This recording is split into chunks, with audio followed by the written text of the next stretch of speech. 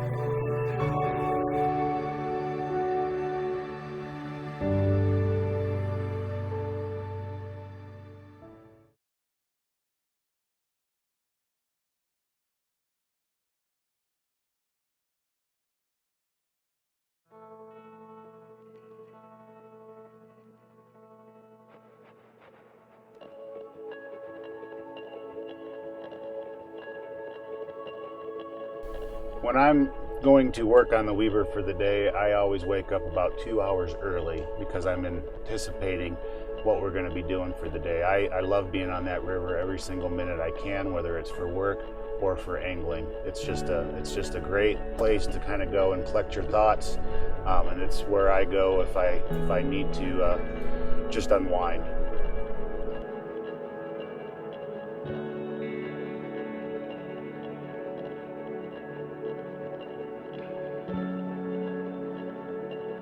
Really gives my life and my career a sense of purpose, and I feel like, you know, I'm able to provide a benefit for future generations, that my little boy will be able to go out and fish for Bonnevilles cutthroat trout, and my little girl will have an opportunity to see a bluehead sucker.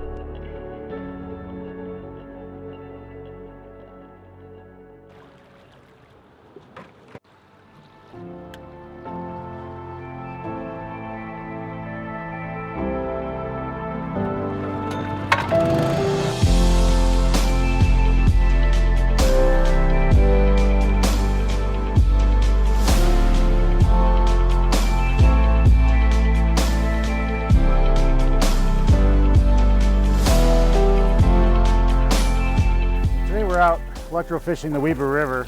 This is the fish we're after. Beautiful bluehead sucker. This looks like probably a female.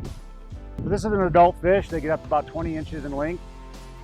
But one of the characteristics of a bluehead sucker is they have these cartilaginous ridges in the mouth, and these are for scraping. So these suckers sit on the bottom and they scrape algae off of rocks. One of the issues we're seeing here in the Weber River is while they are congregating and spawning, we're having a difficult time finding juvenile fish. They kind of show the health of the Weber River. As the number of blueheads go, the health of the Weber River goes. So we're trying to protect this fish and increase their numbers, show that we have a healthy ecosystem here in the Weber.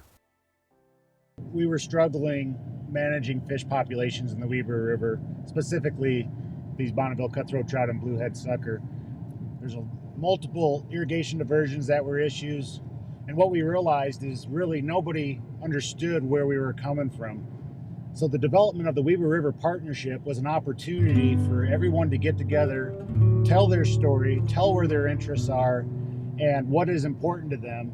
And then they started understanding why these two fish are important in the Weber River.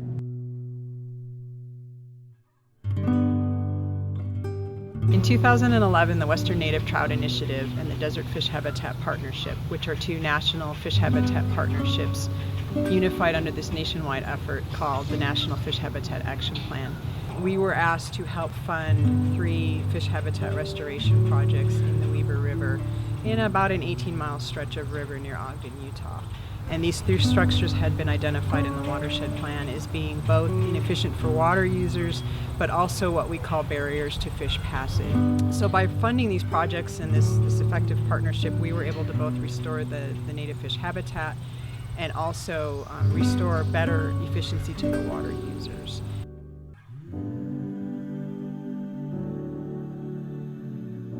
The Bonnevilles cutthroat trout we have in the Weber River, especially in the lower Weber River, are what we call a fluvial life history form. So they grow large in the Weber River, and then they need to find tributaries to access to spawn. Once they spawn, those eggs rear and hatch in the tributary stream, and those fish will remain in that stream for 1 or 2 years until they're of sufficient size to get flushed back out into the Weber River, where they'll grow large and then seek their own tributaries for spawning. So access to these tributary streams in the lower Weber River is what is critical for these Bonnevilles cutthroat trout to complete their life history needs.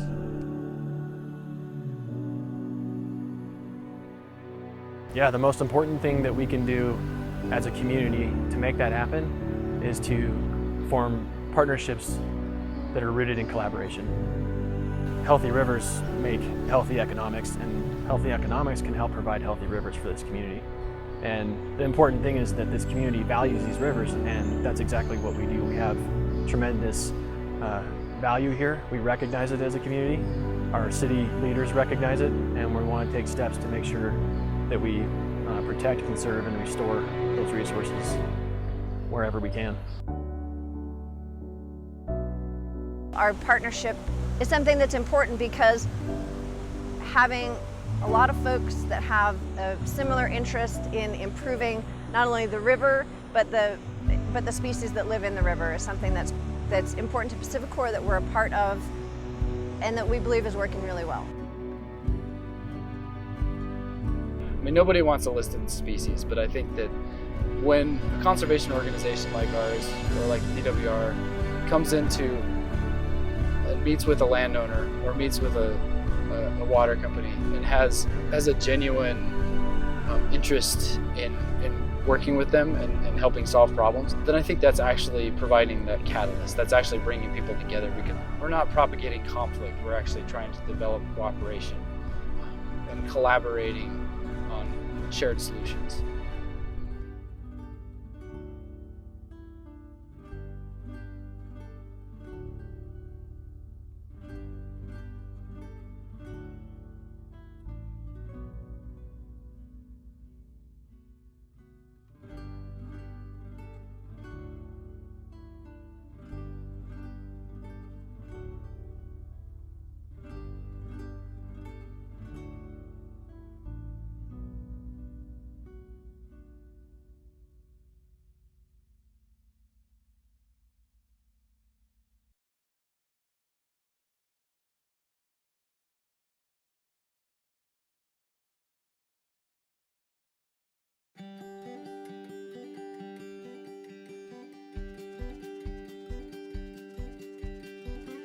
The Russian River flows 110 miles into the Pacific Ocean. Grape Creek lies within the Russian River watershed in California's Sonoma County. It is a tributary of Dry Creek, which flows directly into the Russian River. Grape Creek was named a National Fish Habitat Partnership Water to Watch in 2013 because of the importance of its natural habitat and fish species, which include steelhead trout and coho salmon. The partners working to improve Grape Creek habitat hail from diverse backgrounds: vineyards, landowners, water agencies, conservation groups, and even school groups, along with federal and state agencies active in conserving the watershed. The focus of their collaboration has been to increase dry season stream flow by either reducing or shifting the demand for water. We all recognize that just as much as it is important to manage water, it's also important to think about habitat restoration, what we can do to make in-stream habitat better for steelhead and coho. And that's so we're thinking about this not just from a water perspective, but from a watershed restoration perspective. Dry season, from May through October, is the period when water needs are highest for residential, industrial, and agricultural uses. Yet this period is marked by progressively lower stream flow until the fall, when the area receives more rain. The low stream flow makes it impossible for North Coast salmon to make their runs, an issue highlighted in the national media in 2014. The National Fish Habitat Partnership assisted partners in learning about existing water need and demand, stream flow, the relationship between flow and salmon habitat, as well as the variety of resources available to them. One intervention was to install several frost fans at vineyards. The warmer air prevents frost from forming on the grapes, eliminating the need to spray the grapes with stream water to flash freeze them when there is a threat of spring frost. The fans are expensive, however. Thus, another method used was the construction of an off-stream pond filled with rain and well water to eliminate use of an on-stream dam. Water for spraying the grapes and for irrigation purposes could then be pulled from the pond rather than Grape Creek. Engineering design has been used as well. All this work is done by a set of design engineers to take into account the sediment load, the flow regime in the channel, and design features to engage the flow and serve fish at very specific levels of discharge. These efforts are yielding measurable results. When we snorkeled Upper Grape this year, in May we found 153 wild juvenile coho. So we've reduced our planting numbers to just 400. The Upper Grape Creek project is an important part of the broader conservation work happening in the Russian River watershed. In a county where approximately 98% of the land is privately owned, this project is also at the forefront of using unique landowner partnerships gained through door-to-door canvassing.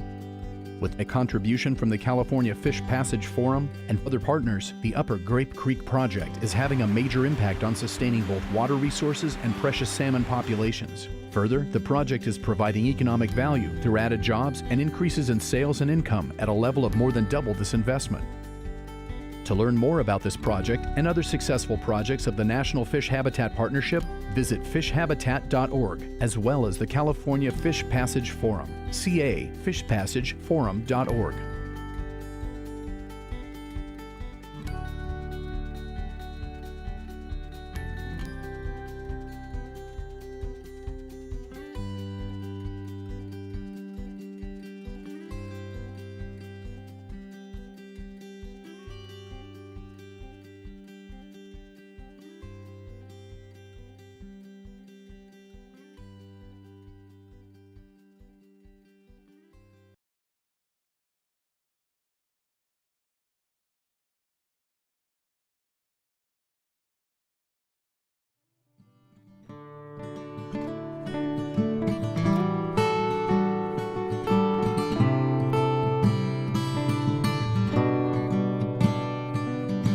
I'm Adrienne Garialdi, and I am the District Administrator for the Shasta Valley Resource Conservation District here in Siskiyou County. I have lived in Siskiyou County about 15 years, have worked 12 plus years for the Resource Conservation District. The Resource Conservation District has been involved in doing restoration projects on the Shasta River for about 20 years. The first projects were providing fish screens so that fish were not trapped within the diversions, and also to start doing riparian protection projects and riparian planting projects. Once the coho salmon was listed as threatened, then there was an increased awareness of other issues on the river, such as the flashboard dams. And these dams basically had a structure in stream, and beginning April 1, irrigation started on the main stem Shasta. Boards were put into the structure, which then stopped water and backed it up so that the water could be diverted for irrigation. Part of the issue is that we had out-migrating salmon that were still heading to the ocean, to the Klamath and the ocean in April. And then in the fall, irrigation shut off in October 1st, but at many times we had Chinook salmon that were already coming into spawn. The benefits of doing these two projects for this valley, number one, remove the barriers to fish passage. And as part of the project, we also improved water delivery through piping a number of the open ditches that reduced the leakage, and in many cases the district had the opportunity to divert actually less river water but still deliver water in a better fashion to their fields. The first dam that we removed on the Shasta River was the Arauja Dam. It served 5 water users and had 3 points of diversion consolidated into 1 point. The total pumping was 11 CFS. The users of that diversion had to struggle with changing their diversion from a gravity-fed diversion, which had no electrical costs, to having pumps, which they would then have to pay electrical costs. The landowners now have said that because they're delivering the actual water that they pump and they're not pumping extra water and having it leak out along the way, that they are really saving energy costs. Even with the pumping, they don't have ditch maintenance. They are able to deliver water to the very end user on the ditch who many times couldn't get their water right, and are really happy with what has been done with this project. The second flashboard dam that we removed on the Shasta River was the Shasta River Water Users Association Dam. It serves 130 water users, and they pump approximately 40 CFS of water. This was quite a large diversion. They were already pumping water. They had an old pumping station with 2 large pumps. The issue was they could only turn the pumps on or off. They now have variable drive speed pumps, and so they're able to turn one or both pumps on. They can also gear them down and divert less water with each pump. This has been very helpful in the fall when we've had dry fall or for some reason river flow drops. They are able to turn back the pumps a little bit and allow more water to go downstream. We've also undertaken a lot of riparian fencing to protect the river from cattle, and as part of that, also riparian planting. So we've got improved shade and protections in place on probably over 80% of the main stem Shasta River at this time. The benefits of completing projects such as these is that it helps our landowners meet the requirements of the Shasta River Total Maximum Daily Load, or TMDL. And as part of that, it's improving the beneficial uses in the river, especially for water quality and fisheries. Having our fisheries producing fish again is a benefit not only to sport fishermen and the tribes and commercial fishermen. The 20 years of work that has gone on has incrementally improved the river. Last fall, 2012, we saw 29,000 plus Chinook salmon return to the Shasta River to spawn. That was the largest fish run in 40 years. This spring, in 2013, we counted over 5 million juvenile Chinook that were heading to the Klamath and then out to the ocean. And this is a huge improvement and a benefit to the tribes and the fishermen, as well as the ranchers.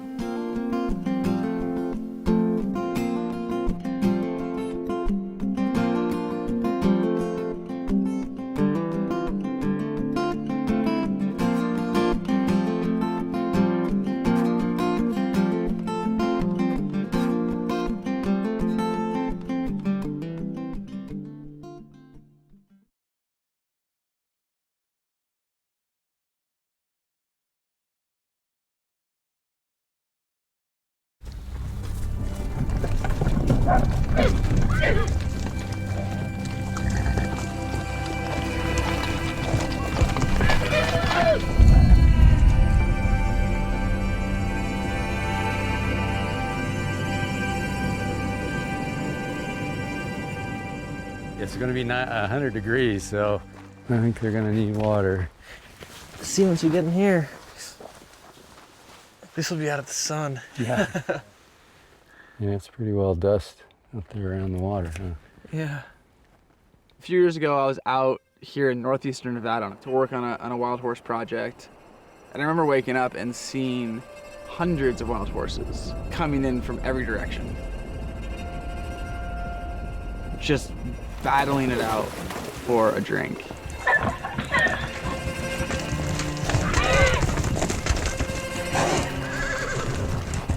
That was such a transformative experience. And I think in that moment, I developed that curiosity that I think really pushed me as a scientist. There's like at least another 50 that are just walking out of the mountains. We're back here to really try to understand this whole wild horse situation, and specifically the effects these wild horses are having on wildlife, our public lands, and these ecosystems that we all rely on. It seems like these horses are coming in from every direction. I mean, do you think this is the only water source? Yeah, there's probably no other water probably for 5 miles around here. So what would happen if this spring dried up? A lot of them would succumb to not having the resources to survive. You know, Nevada has more wild horses than any other state, and yet it's the driest state in the union. So everything is focused around water. You know, the antelope, I don't know if they're... I want to let them come in and get a drink too. The competition exists between user groups, horses, livestock, wildlife. Anytime you're reducing the amount of food on somebody's plate, then things are going to get bad at some point in time. Nobody wants them to suffer. Nobody wants them to suffer, huh? They're trying to just live. Yeah. And it's usually, it's us. It's we as humans that aren't acting appropriately and managing the rangeland resources appropriately. I mean, this should have vegetation. Oh, it should have, yeah. The abuse and lack of vegetation is just due to trampling. And so we've lost most of those environments just to overuse and had to transition into more of an exotic weed type environment. I mean, you can't give up, right? And we've just got to keep charging and speak for those species that don't really have a voice.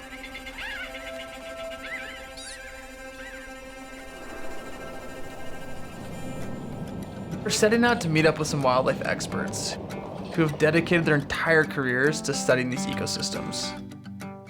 We want to understand how wild horses are impacting not only the sagebrush community, but also species like the threatened Lohatan cutthroat trout and sage grouse, a bird that could become endangered if its habitat continues to decline.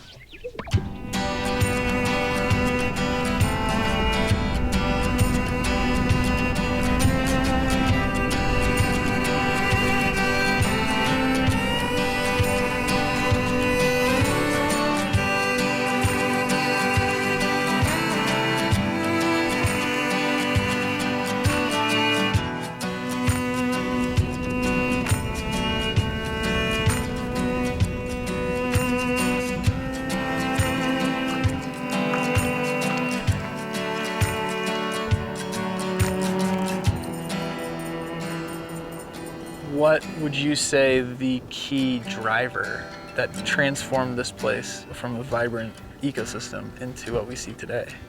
Well, the fact there's no vegetation is a result of grazing, yeah. We're looking at bare dirt here. We'll see a bit later what this should look like if it was a healthy meadow.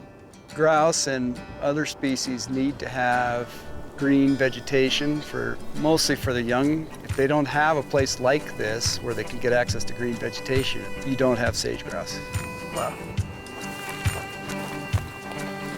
We're coming down the road, not even expecting to see, sage grouse, and there's maybe 30 sage grouse. They are so perfectly adapted to this ecosystem. So those are my first ever sage grouse I've ever seen in my life. Yeah, pretty stoked.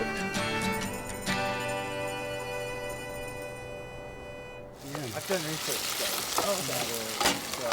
I think that's the really fun part about getting the chance to go chase sage grouse with you guys and see this ecosystem, because so much of the narrative is a horse narrative. And it's like, wait a second, there's a lot more out there than horses. Yeah, I'm excited for you guys to wake up in the morning and look around and see where you are since we came in at night and contrast it with where we were earlier today. Yeah. A big meadow with Really lots cool. of grouse. Lots of grouse. Yeah. I'm excited to see this meadow.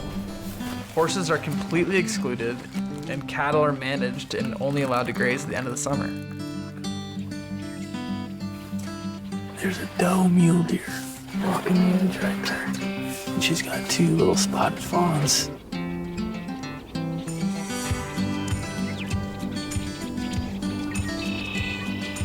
There's 2 other birds flying. They're gonna land in the sagebrush behind us. Oh yeah. There's 2. There's one right behind her, about 10 feet walking. So cool. You see their little head, they're just like on a swivel. Water is the limiting resource for not just sage grouse, but all of these animals out here. These meadows become critical. But you can't have a high density of pressure that's unchecked. And the fences here show that. That's correct. These meadows are kind of like the beating heart of the sagebrush ecosystem. It was clear that a healthy meadow supports a healthy sagebrush community.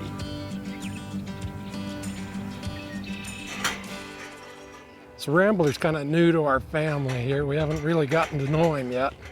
He's a gelding from Nevada. So was it horses or public lands first? What was your first love? The health and well-being of the public lands is my first love and the most important thing. And that's what's really at the heart of the issue in wild horse and burro management. It's about the health of the lands and taking care of them for diversity and wildlife and for future generations to enjoy our public lands. Yeah, I'm just trying to get him out of the hills here.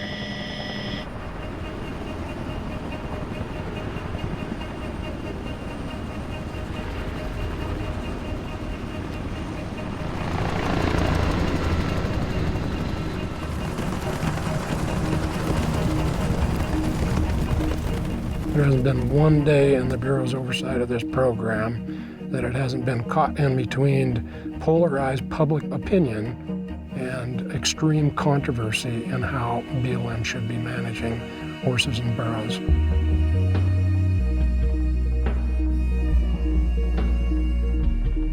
BLM's adoption demand is way down, adopting about 4,000 a year. Congress is either going to have to decide that we either care for unadopted animals the rest of their lives, or they're going to have to decide on some other disposition for those animals. And those choices are very, very controversial.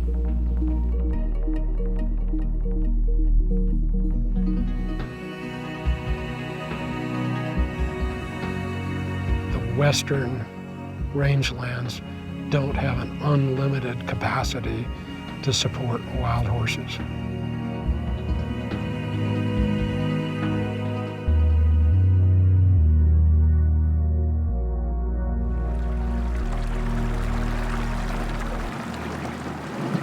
Apparently we're gonna go see some trout. I'm not quite sure where we're gonna find trout, but we're with a trout biologist, so he's got to know where we're going. There is a little creek down there. We're gonna go meet up with Cody and Jane, and they have a few streams in mind where they have these endemic native trout, Lahontan and cutthroat trout. How rare is this system? How many that you know of in northern Nevada, which is your expertise? Systems like this that don't have intense grazing impacts are relatively rare across northwestern Nevada. The Black Rocks is one of my favorite ranges for that reason. If there's any metric that will tell us about the impacts of wild horses or the state of these landscapes, it should be these riparian corridors where we're told Lahontan and cutthroat trout still lives. I think we should be good. Try to find a fish now. No pressure. We go side by side right here? Yep, exactly. There he is. Got him. Got him. Nice job, Charles. Yep. So cool. Pretty awesome. That's a life highlight right there. Seriously. It was about a 4-inch fish. Dude, thank you so much. Good job. That's awesome. That was a beautiful fish. There he is. Got him. Oh! Nice job. That's an adult Lahontan cutthroat trout. That's such a beautiful fish. And you're saying, like, when it's overgrazed, you lose that complexity, you lose that habitat. Exactly. It's why a lot of these small mountain streams can be so sensitive and so easily impacted, grazing impacts from horses and livestock. Yeah, I think the drive in here is one of the driest, most arid landscapes I've ever driven through. And then you get here and you're like, what? There's like a full-on aspen grove creek with trout in it. Stoked we did, because it's not 100 degrees and in a sandbox. So after we saw the pristine creek, we went to a place where livestock are managed by density and time of year they can graze. But the horses graze year-round, and in this area, there's hundreds over the target population size. As we were coming up this mountain, I mean, we're way back here, and you could see these trails from miles away. It's obvious that years and years of hundreds and hundreds of horses made them. And it was like we kicked a beehive. You know, there's just horses just like literally pouring out of this drainage.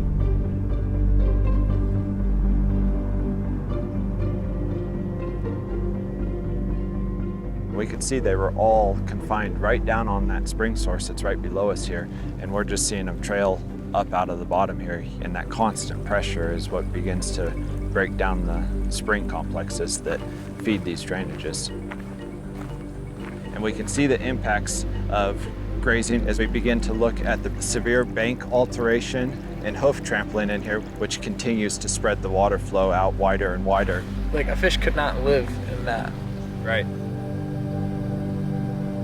To think that this place, yeah, is at the mercy of policy, is at the mercy of a social conflict with how to manage wild horses. The fact that these fish are caught in that crosshair, it's a pretty gnarly reality that could all go away.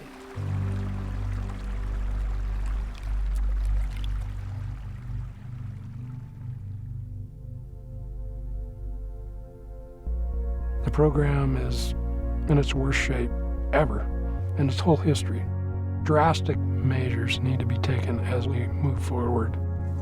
The worst case scenario is that the herds continue to increase, the health of the public lands continues to decline in condition, and that the horses on the range and wildlife would begin to die of starvation and thirst as the resources are unavailable to sustain them.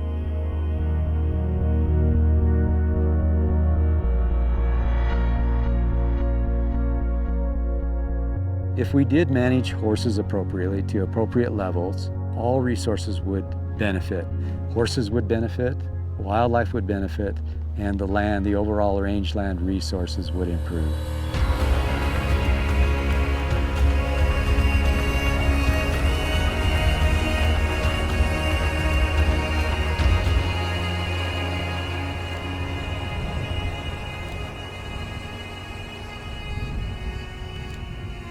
Anything more than just a wild animal that's just trying its best, you know.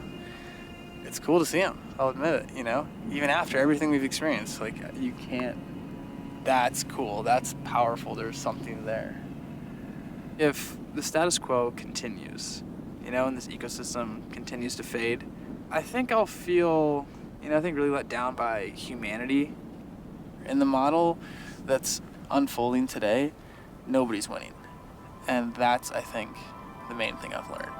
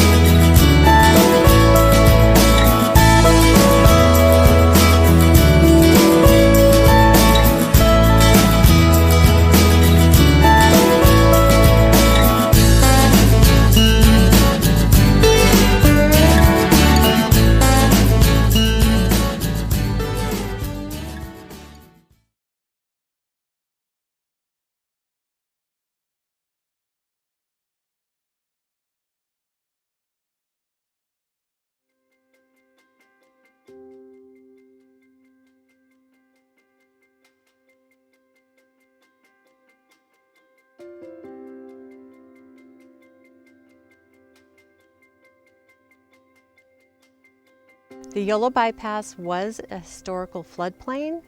Today it is a resource for people, habitat for fish and wildlife, and flood protection is the primary purpose of the Yolo Bypass today.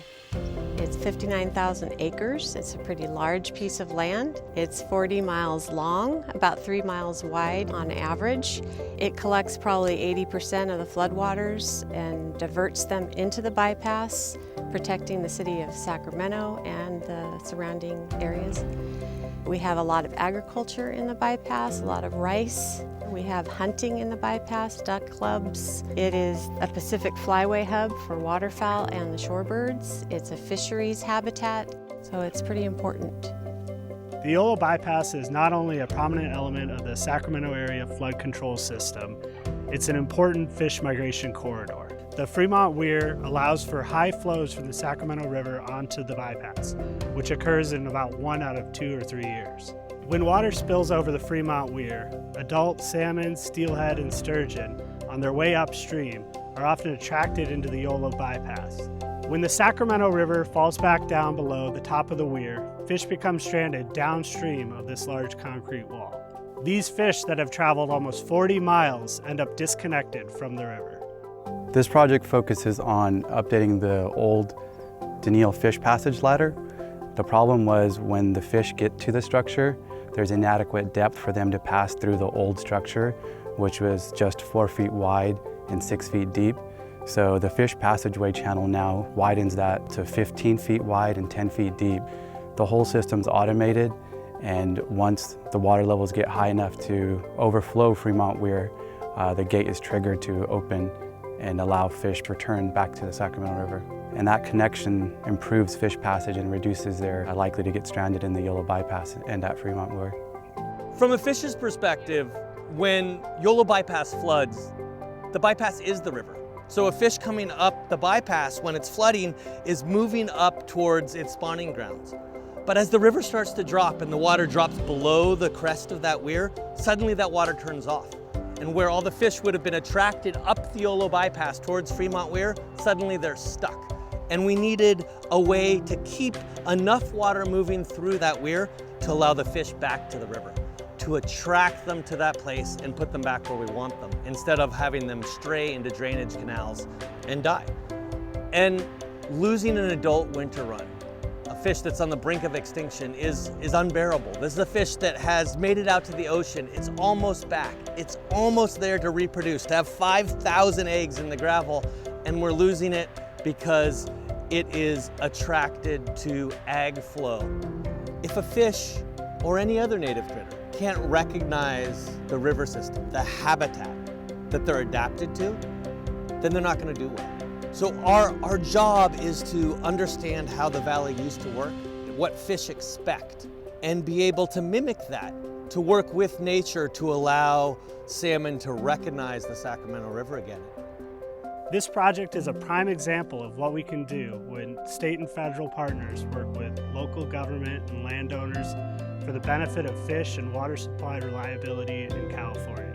It's a big win to have this project completed, and we've learned a lot through the implementation of the Adult Fish Passage project, and we'll continue to use that knowledge as we move forward on future efforts to address adult fish passage barriers and juvenile floodplain rearing habitat.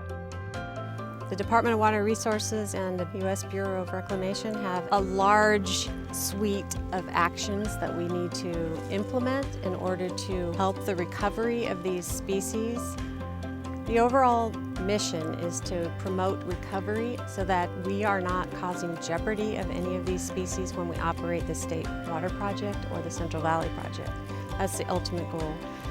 We have a long way to go still, and within the bypass there are several fisheries issues that we need to address as well, but this is a really good start.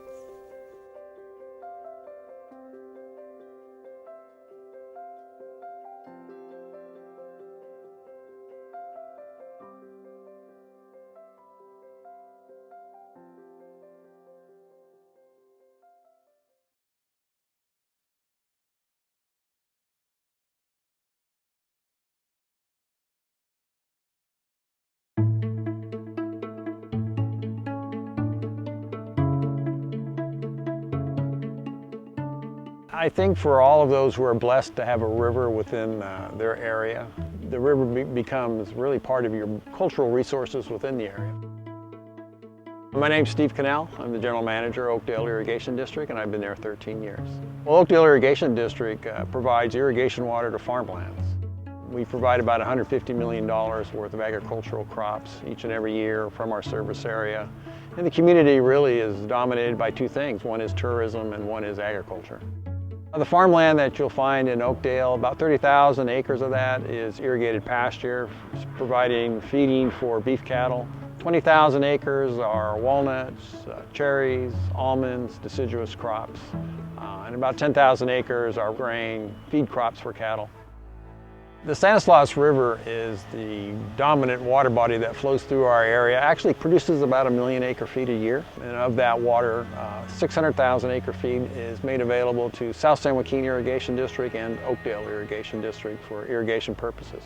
Oakdale Irrigation District and South San Joaquin Irrigation District view the river as an asset. Obviously it's an asset to us because we take water out, irrigate crops, bring those crops to markets. The river just adds a lot of value to our community, both to the agricultural side and to the community itself.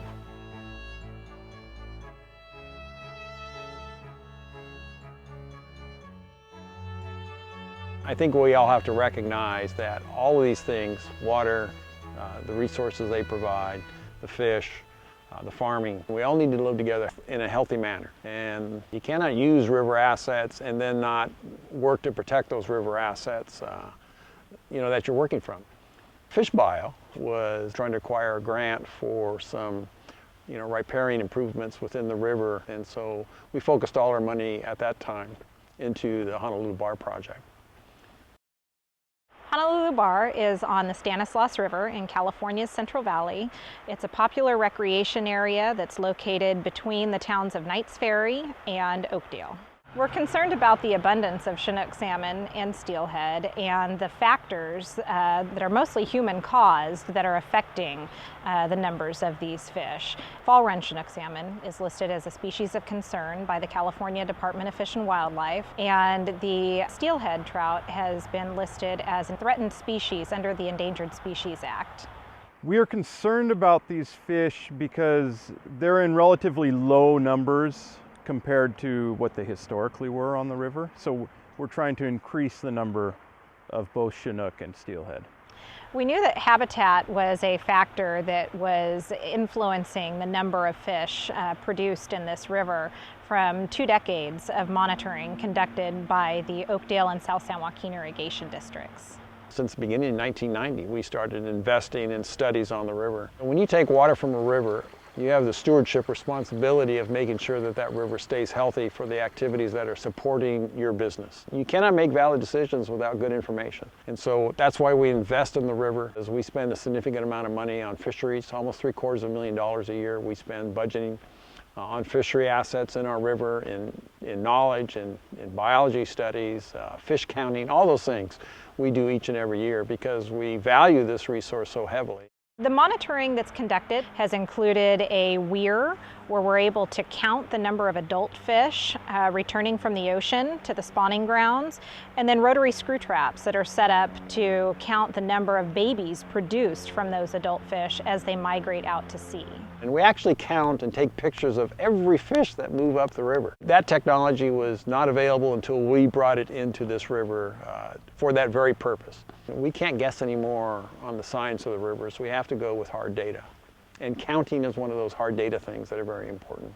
And what that monitoring has shown is that even in years that we have a lot of adults coming into the river and spawning, there seems to be a bottleneck where we don't necessarily have an increase in the amount of juveniles that are going out each year. This showed us that there probably wasn't enough rearing habitat in the river for the young fish.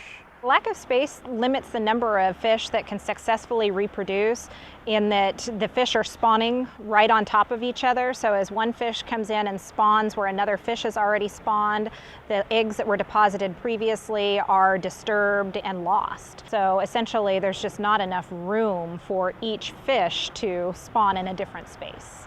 The overall goal of the Honolulu Bar project was to increase the amount of shallow water habitat with slow-moving water for the young fish rearing in the Stanislaus River, and also at the same time to increase the amount of spawning habitat available to adult salmon and steelhead. There were a lot of challenges associated with this site before restoration. The vegetation that was out here before was almost all Himalayan blackberry. It's a non-native invasive plant that grows everywhere. The plant community was not beneficial to the normal ecosystem in the area. It was difficult to walk out here, so even if there was water on the site, it wouldn't create habitat for fish. We needed to open that up. And so we were able to come in and remove these non-native species that are of less value and promote the growth of native species by planting in the project area. The revegetation is to plant these trees close enough so that they grow dense enough that we'll be able to outcompete the blackberry as it grows back. We have cottonwoods here, and this is some willow plants, as well as box elders and other species that were planted out here. The plants and the trees are important for shading. You'll have the insects that are associated with these plants and with these trees will at some point fall into the water and become fish food. One type of shallow water habitat that's beneficial to young salmon is floodplain habitat. And that's something that's in very short supply in the Stanislaus River. Honolulu Bar was an island that even under high flows didn't get water on it, so there was no rearing or floodplain habitat in this area. So to increase the amount of floodplain habitat at Honolulu Bar, we brought in tractors and actually dug down the stream bank to decrease the elevation so that water would flow over it even under low flows. The problem with spawning habitat at Honolulu Bar was that we simply didn't have enough of it. And the little patches that we did have was material that was too large for the fish to use effectively for spawning. So we took the material that had been dug out to create the floodplain and processed that and selected gravel of the right size to place in stream for salmon and steelhead spawning. This area was all dug out. This area is straight across from us where there was some existing trees, so we wanted to leave those mature trees there to provide some shading. There was also a side channel that at low flows would become disconnected from the main river channel. In the fall, when flows came up, the salmon would like to get in this side channel because it had good flow, but as soon as flows went down to the normal wintertime flow, they would lose this water. So we had adult salmon that were trying to spawn without water. So one of the goals of the project was to eliminate that stranding risk and also make the side channel more usable over a broad range of flows, in particular under lower flow conditions. Following construction at Honolulu Bar, we came in and conducted surveys to determine if young fish were using the area. In order to do that, we need to be out on the site counting the fish. To date, we have seen that fish are using this area, and it is successful. We've seen large numbers of adults spawning in this general area. We've also seen juvenile fish using it throughout the winter and spring periods. To me, what makes Honolulu Bar unique is the fact that we've taken all the knowledge that we know about salmon in creating the things that they like and need, from nesting to hatching to rearing, taking all that science that we know and putting it in a 2.5 acre site specifically designated for them. It's like the perfect Disneyland. You know, everybody loves Disneyland, and Disneyland was built to satisfy people's needs. As science becomes more technologically advanced with electronics, I think we're able to do more, find out more, record more, sense more than we have in the past. And I think that's leading to a good knowledge base to make wise decisions on the river. There's great potential to improve salmon and steelhead numbers in the Central Valley by additional improvements in habitat. So what I would really like to see is more projects like Honolulu Bar completed to help us reach that goal. There's just one part of the river that we can work on and improve. And there are many other parts of the river that we can do exactly the same thing. And I don't think anybody can discount that Honolulu Bar provided value to the fisheries that are now using that. We need to find those gems, and we need to continue to make those gems in the river as we find them available, and take the opportunity to do so. Living on the river, having the river flow through your system puts another responsibility of making sure that that river and that asset remains healthy for the next generation beyond us. We're a family farming generation, so we keep passing things on. The river is no different. We want to pass on a healthy river system, one that's viable, that meets all the needs of the community as a community asset. And so being involved in the river, maintaining the river, being involved in its long-term productivity is very important to us.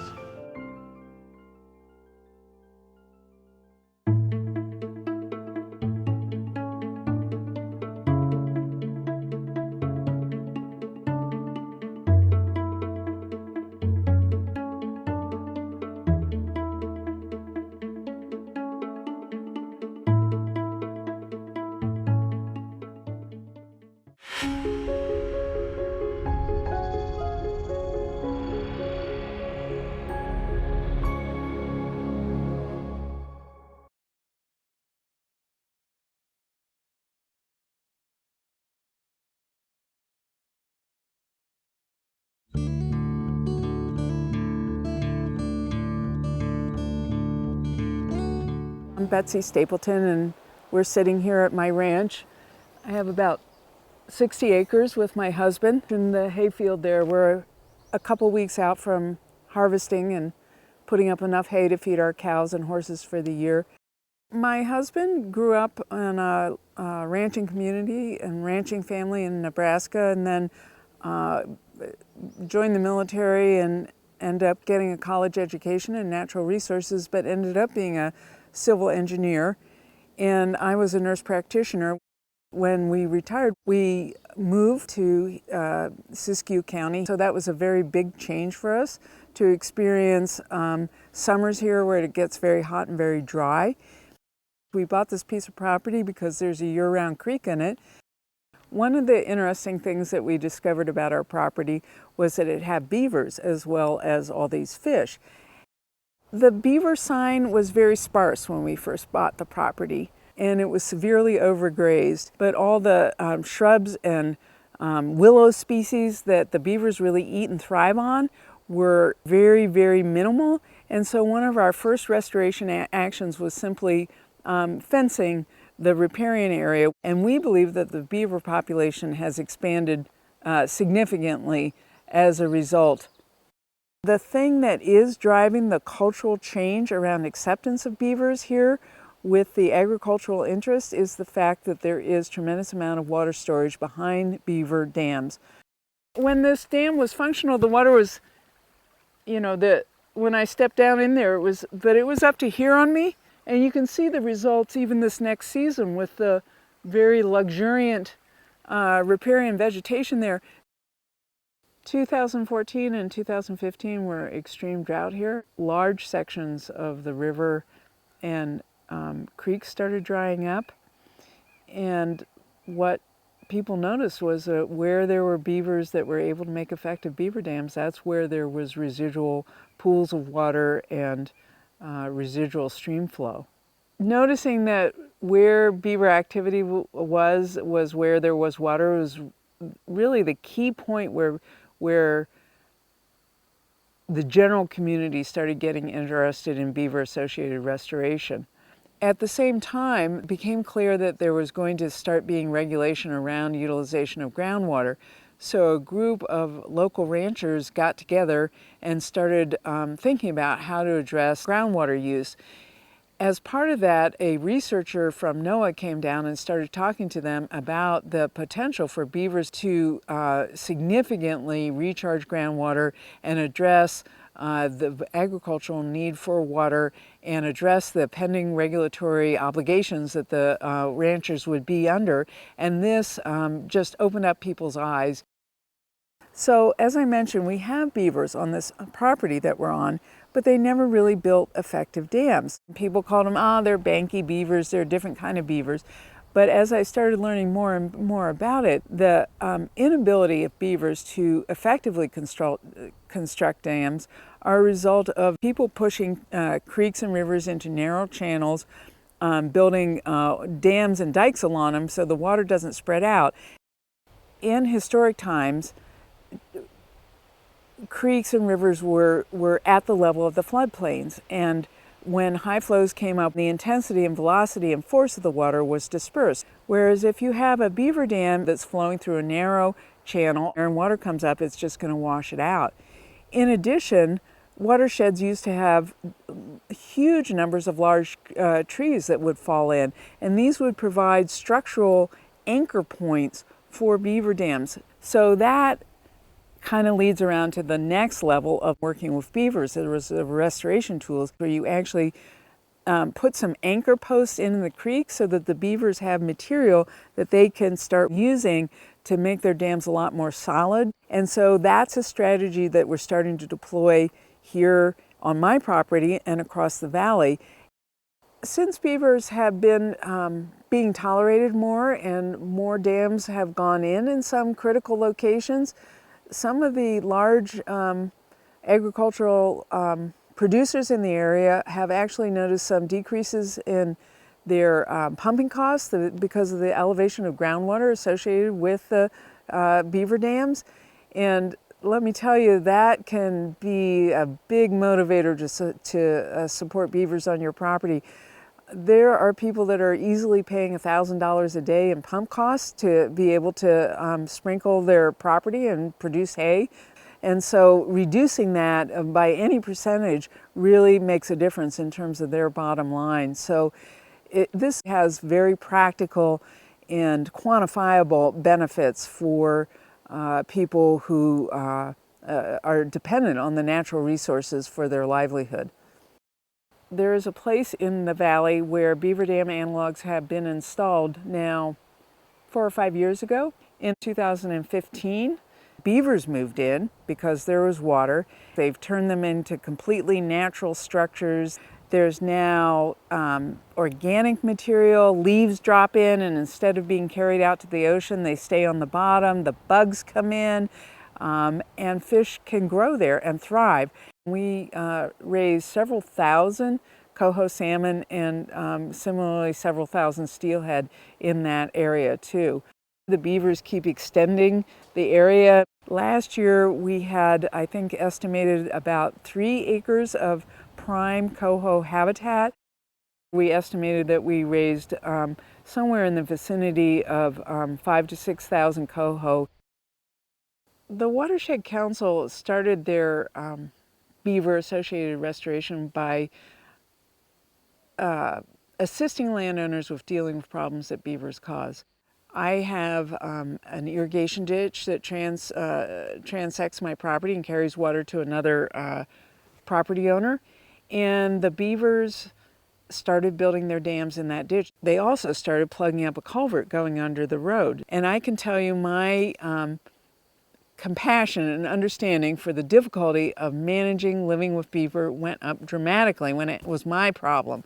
So providing an active outreach effort to landowners that acknowledges the realistic difficulties of living with beavers rather than just saying, oh no, it's easy to do. It is hard work. The Watershed Council has gone out and caged trees for landowners. We have a landowner that had a very beautiful big beaver dam complex on their property and they loved it, but then the water started extending too far onto their pasture, so we put in a water level control device. In other instances, we have put up the culvert protection devices. We're starting to try and evaluate, what if there was 1,000 beaver dams across the whole valley? How much water would we be able to retain on the landscape? how much agriculture could we support while at the same time having water in streams for fish, rather than it being a, you know, someone wins, someone's lose. My vision for the future here in Beaver Valley is not that we return it to complete wetland from edge to edge. That's not a realistic vision. People live here, people have ranches, but what is possible is greatly expanding the amount of wetlands that are on the landscape.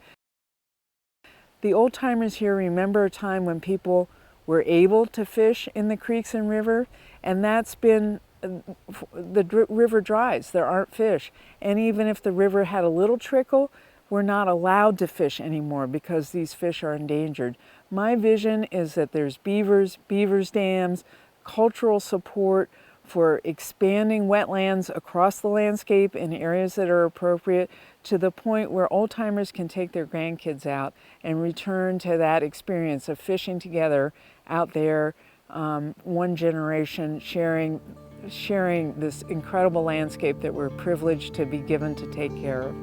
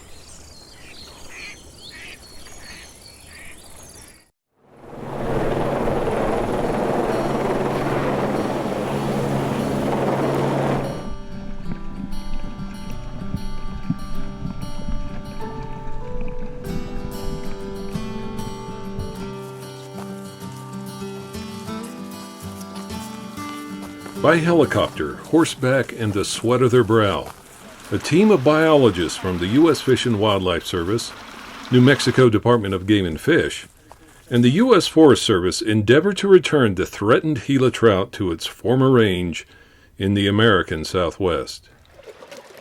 Whether stocking large adult Gila trout or freshly fertilized eggs, the aims are the same: expand the rare trout's range, get it off the threatened species list, and create more opportunity for anglers to catch this pretty, coppery yellow trout found nowhere else in the world except for the headwaters of the Gila River.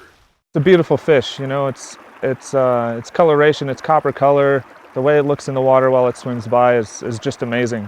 And working in the Gila wilderness is, you know, the first wilderness within the United States, which is kind of a special place to work. It's one of those things, working with an endangered species, that's really special. You get to put all of your effort into trying to conserve a species to try to get it, you know, off the endangered species list. You know, we're looking at a fish that has probably lost a lot of genetic diversity. So when we're breeding fish in Mora National Fish Hatchery and we're raising them there, we need to make sure that we're not spawning fish to lose even more genetic diversity. So we can try to conserve as much of the genetics as possible between lineages and among lineages. Gila trout was one of the first species listed. It was listed under the precursor to the Endangered Species Act. So that was, I think, in 1966, and then listed as endangered under the Endangered Species Act in 1973. A lot of work was done by the Fish and Wildlife Service and the states of Arizona and New Mexico, and it was downlisted in 2006. And at that time, the Fish and Wildlife Service implemented a special rule that allowed for angling. So that's why we're able to provide angling for this trout, even though it is listed under ESA. And the current status is as threatened. Gila trout are basically an icon to the Southwest, and that's really, to me, is what it means is wilderness and wild places. You know, this is the first designated wilderness in the country, and Gila trout are a result of that designation. So I think that the unique experience that is offered to anglers, you know, I don't think that can be found anywhere else, you know, and I think that's what really draws people here You know, it's not like your other typical fish. You know, it doesn't necessarily get as big, but it takes you into these places that are so remote and so beautiful that most people don't ever get to them, you know. And it's kind of neat that the foresight of these people, you know, like Aldo Leopold, that designated this, are actually what gives me my job today and what makes this possible, this whole recovery effort, you know, because without that, Gila trout wouldn't be around. So really, you know, I think that's what it symbolizes, and I think that anglers and then the local people need to really take account of that and really appreciate what we have here. It just strikes me this is a journey. You know, we're here with the biologists, the main biologists for Gila trout from the several offices, the Forest Service, the Fish and Wildlife Service, New Mexico Game and Fish, and doing something we've never tried before, putting eggs directly into the gravel from hatchery, but fish that we spawn with wild parents, and taking a stream that's currently empty and putting Gila trout back to see how they do. And when you look at this landscape and walk up here, it is a journey. You come from the valley floor that's dry and desert, and then you come up here and there's actually water. And now there's going to be trout too, which is pretty neat. One of the huge challenges of the Gila is it's rough country. And because it's rough, that's probably why it's been protected. And now we put protections here, but it has limited influence from man. The downfall of that is it's tough. It's tough for us to get in and out of habitat for Gila trout. And when we're trying to bring in fish, we need to bring in mule teams, big pack strings, a lot of equipment. And right now with the fires, it's been hard to get up the trails. There's blowdown and stuff like that. So being able to downsize to eggs, they're very light, easy to carry. The neat part about eyed eggs, they don't even have to be in water. So water's heavy. We can carry them in wet paper towels on ice. They'll do very, very well, and then outplant them directly. And so it's another tool in the toolbox that helps us get to these inaccessible streams and help them recover faster. It's the experience to fish a Gila trout and to experience this country in the Southwest.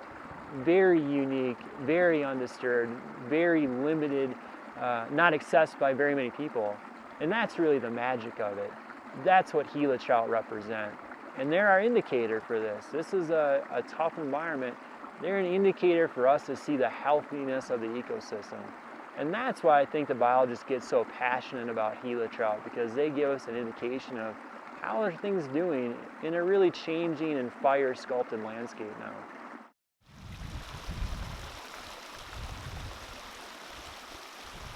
I'm a New Mexico native, and there's something just really special about coming down to the Gila and being able to put a line in the water and pull out a Gila trout, which is one of our amazing native species. And so, yeah, we can go catch rainbow and brown trout all day other places, but there's something really special about just coming up here, pulling one of those out of the water and seeing its beautiful coloration and the wild place that they live that's so special to what New Mexico is at its very core.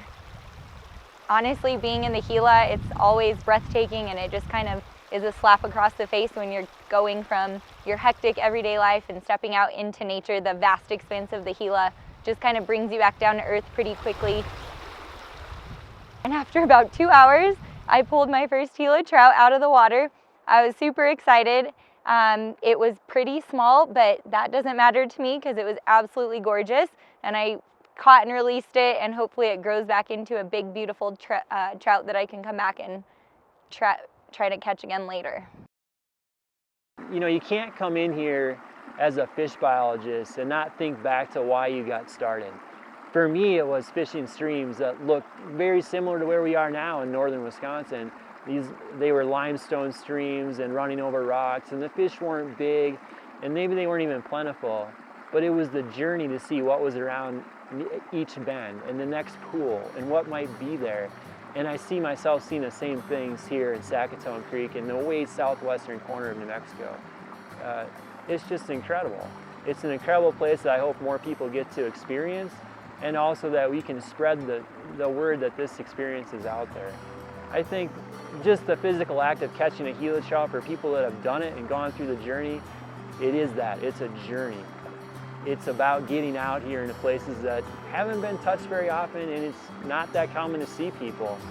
And it's that outdoor experience that this species brings, and it shows us an indication of how healthy the streams are doing.